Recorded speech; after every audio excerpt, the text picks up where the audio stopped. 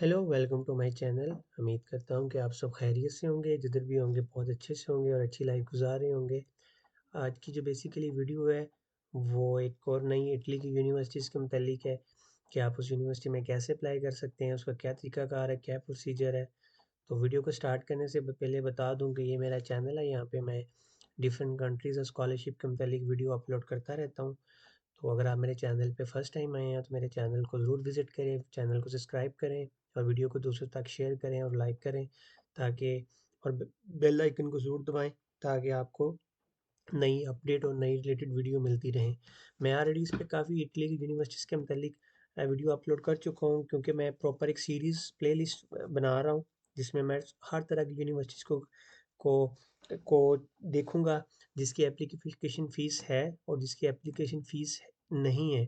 और वो मैं कोशिश कर रहा हूँ मैं उन यूनिवर्सिटीज़ को टारगेट करूँ कि जिनकी एप्लीकेशन फ़ीस नहीं है और जिनकी अगर एप्लीकेशन फ़ीस है और वो बहुत ही कम हो, वो 30 यूरो 35 यूरो से नीचे हो, क्योंकि उससे ऊपर मैं समझ सकता हूँ कि स्टूडेंट लाइफ में 30 यूरो भी जो कि अंडर डेवलपिंग कंट्री से है, मैं खुद पाकिस्तान से हूँ कि उनके लिए कितना मुश्किल है अगर 30 यूरो भी पे करना। तो मेरी कोशिश पहले यही है कि मैं फ्री वाली यूनिवर्सिटी टारगेट करूँ और उसके बाद जिन यूनिवर्सिटी की फ़ीस बहुत कम है 10 यूरो 20 यूरो 30 35 यूरो मैक्सिमम उनको टारगेट करूँ। तो आए वीडियो करते हैं स्टार्ट।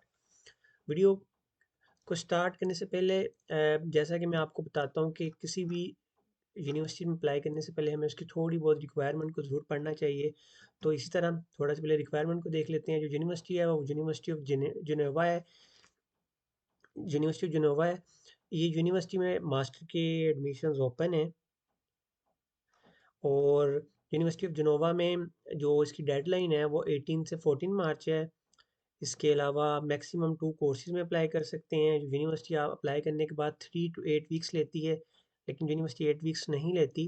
जब 2022 में मैंने अप्लाई किया था मुझे यूनिवर्सिटी की तरफ से इस यूनिवर्सिटी की तरफ से कंप्यूटर इंजीनियरिंग में लेटर भी इशू हुआ था, एक्सेप्टेंस लेटर। और यूनिवर्सिटी ने मैक्सिमम 1 मंथ लिया था, तो प्रोबेबली यूनिवर्सिटी 1 मंथ लेती है, लेकिन उन्होंने ये बोला हुआ है कि अगर बहुत ज़्यादा स्टूडेंट हमारे पास आते हैं, तो स्टूडेंट की जो ह्यूज अमाउंट में ऑफ एप्लीकेशंस आती हैं, तो इस सूरत में हम मैक्सिमम 8 वीक्स लेंगे। उसके बाद डॉक्यूमेंट्स पे आ जाते हैं। बेसिक वही डॉक्यूमेंट है जो आपको हर स्कॉलरशिप या हर एडमिशन में अप्लाई करते हुए स्टार्ट पे चाहिए होते हैं। डॉक्यूमेंट ऑलमोस्ट हर जगह सेम रहते हैं। सिर्फ एक ऐसा डॉक्यूमेंट है जिसके बारे में कहता हूँ कि आपको जब भी किसी नई यूनिवर्सिटी में या नई स्कॉलरशिप पे अप्लाई करना है, तो आपको उस डॉक्यूमेंट को ज़रूर चेंज करना चाहिए और वो डॉक्यूमेंट है मोटिवेशनल लेटर, क्योंकि किसी भी यूनिवर्सिटी या स्कॉलरशिप में अप्लाई करते हुए हर टाइम आपका वो गोल्स, वो आपका पैशन या वो आपकी मोटिवेशंस नहीं होती, तो इसलिए आपको या वो मेजर नहीं होता। हर दफ़ा मेजर है समथिंग, कुछ ना कुछ चेंज ज़रूर होता है। तो इसलिए किसी भी स्कॉलरशिप में या यूनिवर्सिटी में अप्लाई करते हुए आपको हर दफ़ा नया मोटिवेशन लेटर लिखना चाहिए। ये नहीं है कि आपको पहले कोई कॉपी करके या उसको एडिट करके अपलोड करना चाहिए, तो इस तरह एडमिशन के चांसेस भी बहुत कम हो जाते हैं। डॉक्यूमेंट्स के बाद उन्होंने तरीकाकार बताया है, आपने कैसे अप्लाई करना है, रजिस्टर करना है, पोर्टल पे जाना है, एप्लीकेशन को फिल कैसे करना है, सारा उसके बारे में आपको ज़रूर इसको एक दफ़ा आपने गो थ्रू कर लेना है। ये सारी डिटेल उसी के बारे में दी हुई है। आएँ सबसे पहले स्टार्ट करते हैं अकाउंट से। मैंने ऑलरेडी अकाउंट बनाया हुआ है, तो मैं आप लोगों को बेसिक चीज़ें बता दूँगा। मैंने इस रजिस्ट्रेशन पे जाकर रजिस्टर के बटन पे क्लिक किया है, तो मुझे इस तरह का एक नया पेज ओपन हो गया है। मैंने प्रोसीड किया है, प्रोसीड करने के बाद इस तरह का एक पेज ओपन हुआ है। उसके बाद मैंने इसको ट्रांसलेट इंग्लिश में कर लिया और मैंने साइन अप पे क्लिक कर लिया है। यहाँ पे बेसिक वो आपके मुतालिक आपकी इन्फॉर्मेशन पूछ रहा है। एक ये टैक्स कोड होता है, ये बेसिकली फिस्कल कोड होता है। जैसे फिक्कल कोड कह लें या फिस्कल कोड कह लें या टैक्स नंबर कह लें या जो मर्ज़ी कह लें आप इसको, ये आपको एक दफ़ा जनरेट होता है। ये अगर आपके पास अभी नहीं है, जब आप एप्लीकेशन फ़िल करेंगे तब ये खुद जनरेट कर देगा। और जिस तरह आप पाकिस्तान में हमारा आईडी कार्ड या आधार कार्ड इंडिया में है, उनका नंबर जिस तरह लाइफ़ टाइम रहता है, फिर आपको आपका ये टैक्स नंबर भी लाइफ़ टाइम रहता है। एक दफ़ा जनरेट करने के बाद हमेशा वही रहता है आपका। ये सारी बेसिक इन्फॉर्मेशन है। फिल करने के बाद जब आपने सेव के बटन पे क्लिक करना है, तो आपको एक ईमेल रिसीव होगी इस तरह की। ईमेल रिसीव होने के बाद आपने क्लिक करना है और आपका अकाउंट एक्टिवेट हो जाएगा। जब आपका अकाउंट एक्टिवेट होगा, आपको एक इस तरह का पेज नया ओपन हो जाएगा, क्योंकि ये आपकी आपकी क्रेडेंशियल्स होती हैं, जिसको उन्होंने बोला कि आपने सेव करना है और उसके बाद वो आपको ईमेल भी कर देंगे। ये आपका यूज़र नेम है और पासवर्ड भी वो आपको सेंड कर देंगे। और यूज़र नेम और पासवर्ड की ईमेल मैं आपको दिखा देता हूँ। इस तरह की ईमेल आपको आ जाएगी, जिसमें लिखा होगा कि आपका यूज़र नेम ये है और पासवर्ड ये है। आपने इन दोनों को मैंने कॉपी किया, कॉपी करके मैंने मेन पोर्टल पे आ जाते हैं जहाँ पे मैंने लॉगिन करना है। लॉगिन करने के लिए आपने रजिस्ट्रेशन के बाद आपने एक्सेस पोर्टल वाले मैंने इस लिंक पे क्लिक की है, तो मैं इसको ओपन कर लेता हूँ। इसको ओपन करने के बाद मैंने इसको इंग्लिश में किया है, मैंने ऑलरेडी इस पे अपना सारा यूज़र नेम और पासवर्ड को पुट किया और मैं इसको लॉगिन कर लेता हूँ। लॉगिन करने के बाद मैं इस तरह मेन पेज पे आ जाऊँगा। मैं जी नई एप्लीकेशन स्टार्ट करना चाहता हूँ 25-26 इनटेक के लिए। मैं इसको नेक्स्ट कर देता हूँ। नेक्स्ट करने के बाद मैं सबसे पहले लैंग्वेज चेंज करता हूँ, मैंने इंग्लिश में करना है। उसके बाद यहाँ से आपने अपने कोर्स देखना है, आपकी फ़ील्ड के रिलेटेड कौन सा कोर्स है। तो मैं देख लेता हूँ मेरे फ़ील्ड के रिलेटेड कौन सा कोर्स है। इकोनॉमिक्स देख लें, इकोनॉमिक्स में या इंजीनियरिंग में मेरा कंप्यूटर साइंस है, तो बिल्कुल जी मेरा डाटा साइंस मेरी फील्ड के रिलेटेड है। इसके अलावा कंप्यूटर साइंस भी इधर कहीं ना कहीं होगा, आपको देखना देखना हाँ ये कंप्यूटर साइंस आ गया है, क्योंकि ये मैथमेटिक्स में मोस्टली होता है। तो आप कंप्यूटर साइंस पे देख लें। अगर मैं इस पे करता हूँ तो वो मुझसे पूछ रहे हैं कि आपकी आगे स्पेशलाइजेशन किस में होनी चाहिए, आर्टिफिशियल में या सॉफ्टवेयर में। आप अपने हिसाब से कोई ना कोई अपने अकॉर्डिंगली चूज़ करना है। चूज़ करने के बाद अगर आप इसको नहीं चूज़ करना चाहते, मैं दूसरे को करना चाहता हूँ, मैं दूसरे पे क्लिक कर देता हूँ। वो आपकी मर्ज़ी है कि आप किस पे क्लिक करना चाहते हैं। मैं जी डाटा साइंस में करना चाहता हूँ, क्योंकि वो मेरे ज़्यादा मुझे रिलेट कर रही है, तो मैं डाटा साइंस पे क्लिक कर रहा हूँ। और अगर आपको डाटा साइंस के मतलब कोई डीपली इन्फॉर्मेशन चाहिए तो आप इस लिंक को ओपन करके उसके मुताबिक पढ़ सकते हैं। कोर्स आउटलाइन के मतलब या किसी भी तरह का आपको अगर इन्फॉर्मेशन चाहिए तो आप इधर जाके उसको डीपली ओवरव्यू कर सकते हैं। मैं इसको उसके बाद यहाँ पे चूज़ करने के बाद मैं आ जाता हूँ प्रोफाइल पे, अगले टैब पे। प्रोफाइल पे आने के बाद मुझसे बेसिक चीज़ें पूछ रहा है, या ये सारी जो डिटेल थी वो मैं ऑलरेडी दे चुका हूँ। उसके बाद देने के बाद वो सिटी पूछ रहा है, मैं किधर पैदा हुआ हूँ। उसका मेरी नेशनैलिटी पूछ रहा है। इन सारी डिटेल को फिल करने के बाद मैं आ जाता हूँ एड्रेस वाले टैब पे, प्लेस ऑफ रेजिडेंस। अगर मैं इस टाइम मैं पोलैंड में हूँ, अगर आप पाकिस्तान में रह रहे हैं तो बिल्कुल पाकिस्तान का आपने लिखना है, हाउस नंबर सारा आपने डिटेल लिख देनी है। उसके बाद कॉन्टैक्ट्स डिटेल लिखनी है, मैं मोबाइल नंबर आपने पाकिस्तानी जो जिस भी आप रह रहे हो आपने वो लिख देनी है। लिखने के बाद मैं उसको दोबारा एजुकेशन वाले टैब पे आ जाता हूँ। एजुकेशन वाले टैब के आने पे बाद वो हमसे पूछ रहा है कि आप अपनी हाई स्कूल दें, मतलब ये कि आप अपनी इंटरमीडिएट की या एफएससी की, आईसीएस की या एफए की डिटेल दें। तो मैं यहाँ से चूज़ कर लेता हूँ जी मेरा फ़ॉरेन हाई डिप्लोमा है, फ़ॉरेन हाई स्कूल डिप्लोमा है। कंट्री जी मेरा कौन सा है, मेरा जी पाकिस्तान है। ठीक है, पाकिस्तान है। हाई स्कूल ईयर किस ईयर में मैंने पास किया था, मैं कह देता हूँ मेरा जी 2015 में मैंने अपनी एफएससी को कंप्लीट किया था। यहाँ से अपने ऐड डिप्लोमा कर देना है। डिप्लोमा को ऐड करके आपने, अगर और डिप्लोमा है इसके अलावा आपका है, फॉर एग्जांपल अगर आपने इंटरमीडिएट के अलावा कुछ और भी डिग्री की हुई है, ये उस सूरत में है। नीचे आ जाते हैं, नीचे यूनिवर्सिटी की डिग्री के मतलब है कि बिल्कुल अगर आपके पास डिग्री ऑलरेडी है तो आपने ये क्लिक करना है, टू हैव ए डिग्री। अगर आप नियर टू ग्रेजुएट हो तो आपने ये फर्स्ट वाला ऑप्शन क्लिक कर देना है। ये आपने इनमें से ऑप्शन देख लेना है कि जो आपको ज़्यादा रिलेट करता है, जो ज़्यादा आपके सिमिलर है अपने सिचुएशन के मुताबिक। मैं कह देता हूँ मेरे पास ये ऑलरेडी डिग्री है, डिग्री मेरे पास फ़ॉरेन है।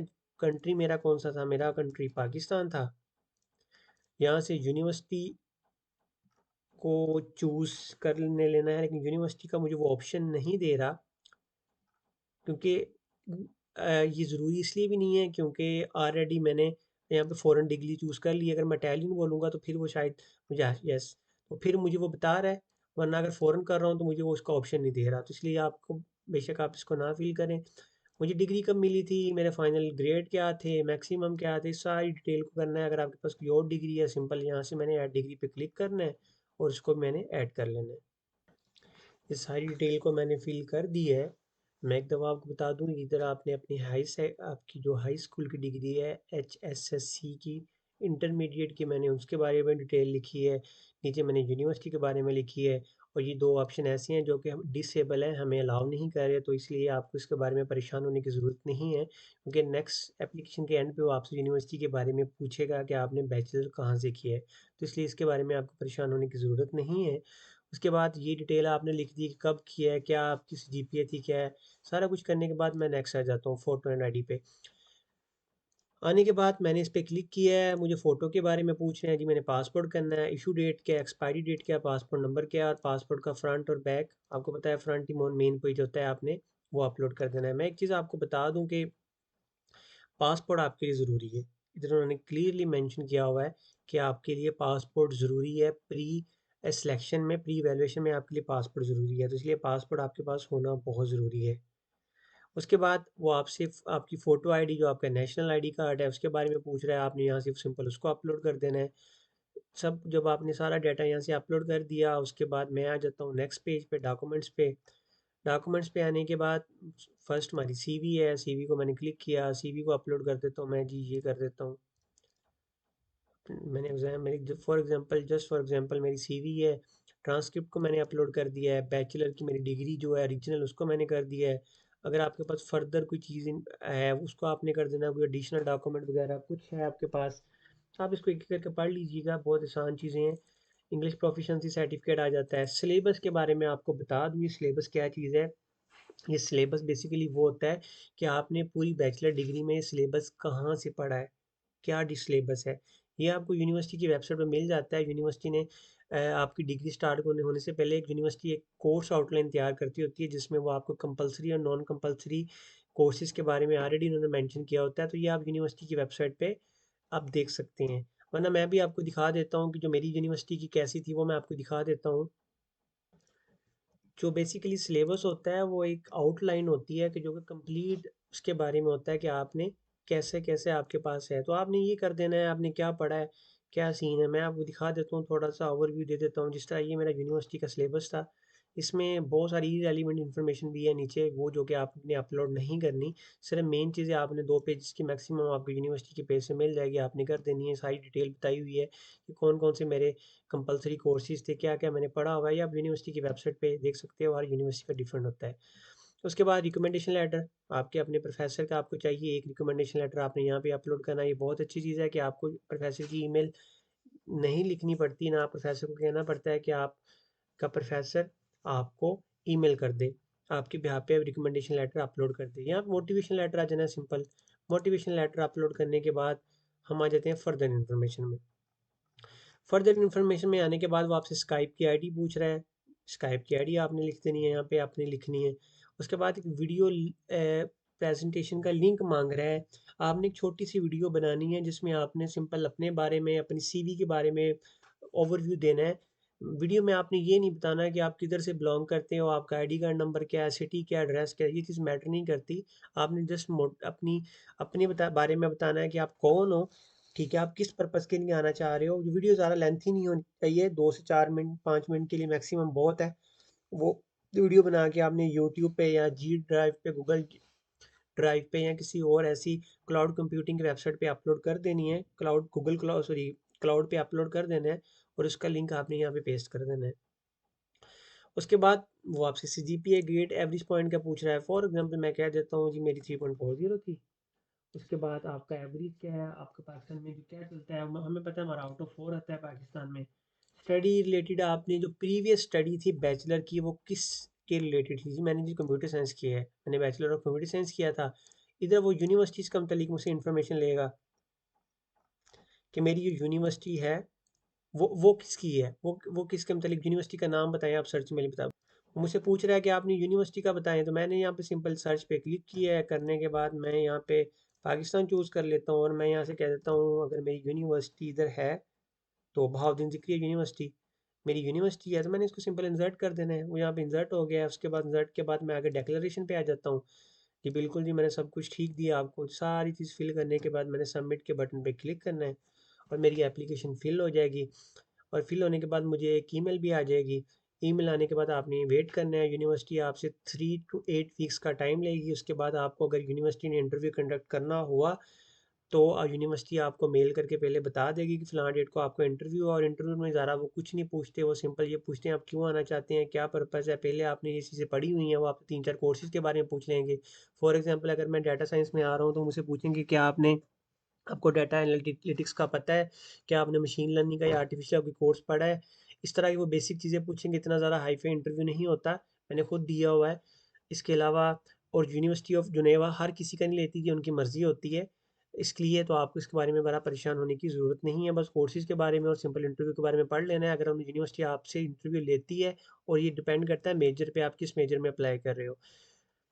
इंटरव्यू के बाद आपको सिलेक्शन के लिए फिर ईमेल आ जाएगी, फर्दर प्रोसीजर। फर्दर फिर आपने वो डीओवी और कीमिया वगैरह अप्लाई करना है। अप्लाई करने के बाद आपने सिंपल एम्बेसी की तरफ चले जाना है।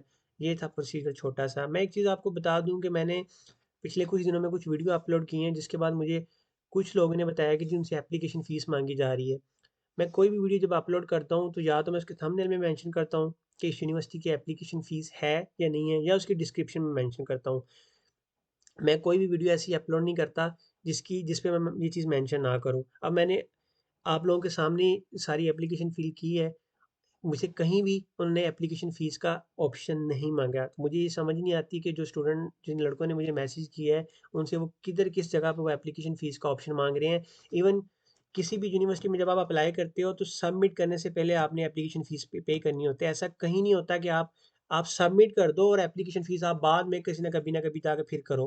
पहले आपकी एप्लीकेशन फ़ीस पे होती है, फिर वो आपकी एप्लीकेशन को इवैल्यूएट करना शुरू करते हैं। तो ये थी आज की वीडियो। अगर आपको वीडियो अच्छी लगी है तो वीडियो को लाइक करें, शेयर करें और मेरे इस चैनल पे आएँ, सब्सक्राइब करें और अपना एक टारगेट रखें, मोटिव रखें कि आपने इस साल की इनटेक में इटली आना ही आना है। तो मिलते हैं अपनी नेक्स्ट वीडियो में। Bye bye.